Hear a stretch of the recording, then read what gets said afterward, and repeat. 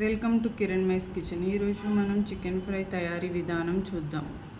ముందుగా ఒక బౌల్లోకి చికెన్ తీసుకొని బాగా కడిగి నీరు పూర్తిగా తీయాలి. చికెన్లో అల్లం వెల్లుల్లి పసుపు కారం ఉప్పు వేసి బాగా కలిపి 30 నిమిషాలు నానబెట్టాలి. తర్వాత ప్యాన్ తీసుకొని ఆయిల్ పోసుకోవాలి. పోపు వేసుకొని కాస్త ఫ్రై అయ్యేంత వరకు ఉంచాలి.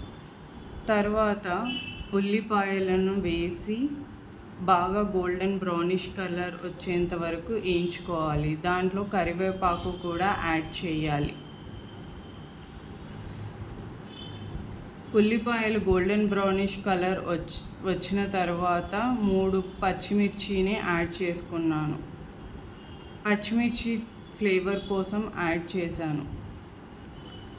తర్వాత అల్లం వెల్లుల్లి పేస్ట్ వేసుకొని బాగా కలుపుకోవాలి.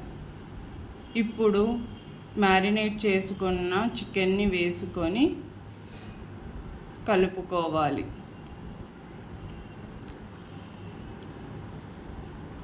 తర్వాత కొంచెం పసుపు, 1 టేబుల్ స్పూన్ పసుపు వేసుకొని మొత్తం కలిసేంత వరకు కలుపుకోవాలి.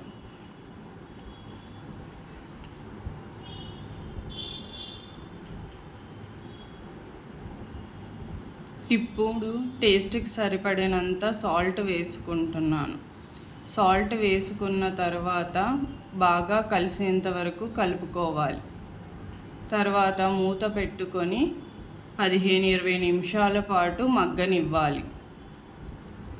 చికెన్ పూర్తిగా ఉడికిన తర్వాత ఒకసారి కలుపుకొని 1 టేబుల్ స్పూన్ కారంని వేసుకున్నాను. ముందుగా పచ్చిమిర్చి యాడ్ చేశాను కాబట్టి నేను 1 టేబుల్ స్పూన్ కారంని యాడ్ చేసుకున్నాను. ఉప్పు సరిపోలేదు కాబట్టి మళ్ళీ 1 టేబుల్ స్పూన్ సాల్ట్ని టేస్ట్కి సరిపడా వేసుకుంటున్నాను. వేసుకొని బాగా కలుపుకోవాలి. కలుపుకున్న తర్వాత మెత్తగా ఉడికిందో లేదో చూసుకోవాలి. ఉడికిన తర్వాత చికెన్ మసాలా వేసుకొని ఒకసారి బాగా కలుపుకోవాలి.